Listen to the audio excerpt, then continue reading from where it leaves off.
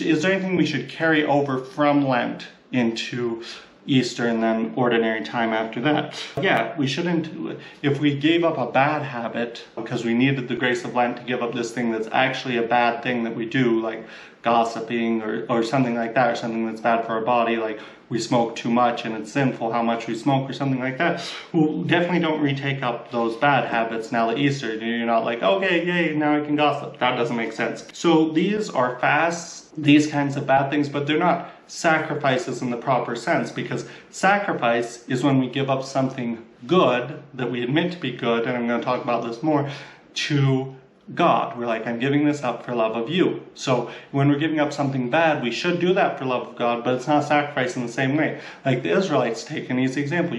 You for the pure sacrifice, the good sacrifice, you give up the best lamb, not like a sick lamb, the best one, and that's what we're supposed to do for sacrifices, properly speaking. The next category of things that we should continue into Easter and ordinary time, things that restrict our freedom, we should definitely try to keep those up in some way. And we talked about things that restrict our freedom, things we can't do without. If I can't take a drive without listening to the radio, that was a big one for me that I used to give up every Lent because I just couldn't. I needed music on. Well, maybe we purified ourselves of that attachment during Lent. Well, don't just take it back up. We should continue in some way.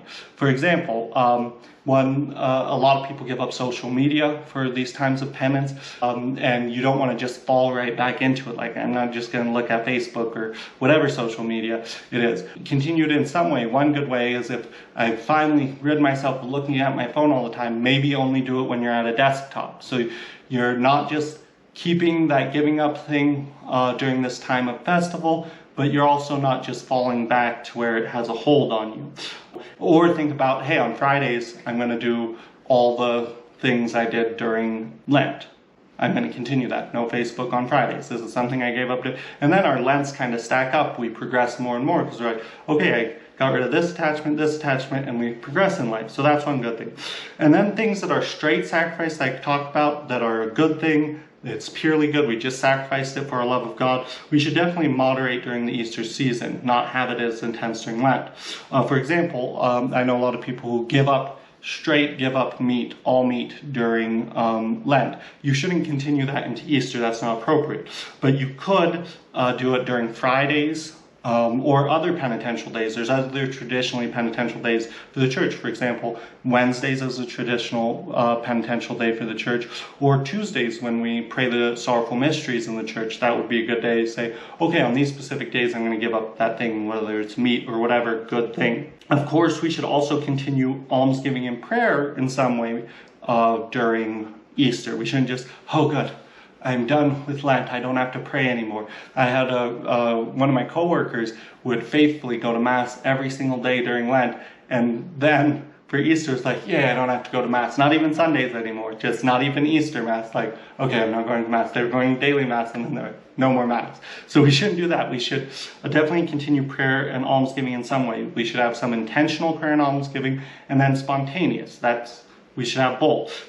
Spontaneous is like if I have my intentional almsgiving, I'm going to give this much to this thing, but then a relative suddenly needs help. I shouldn't be saying, well, I'm already doing my almsgiving thing. We should help them. Or maybe there's a homeless person, and we'll talk more about that in another video. To help me during Easter and then during ordinary time, I do this each time the season switches, and I think it's very helpful, so I'm going to share it with you. To make myself intentional with that I keep fasting, praying, and giving alms, I write it down. Maybe some of you that doesn't make sense, but for me, I'm not going to do it unless I write it down specifically.